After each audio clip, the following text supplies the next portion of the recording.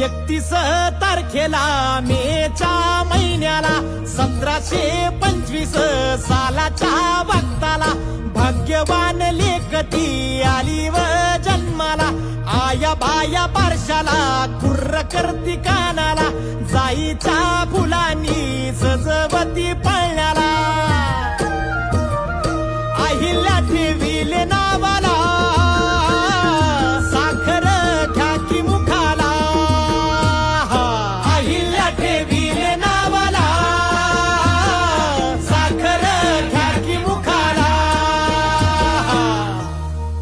घोड्यावरून रपेट साऱ्या गावाला मारती दौड वाऱ्याच्या वेगाची हाती लगाम धरती आई सुशीलाबाईची भक्ती डोळ्यानं पाहती बेल भंडारा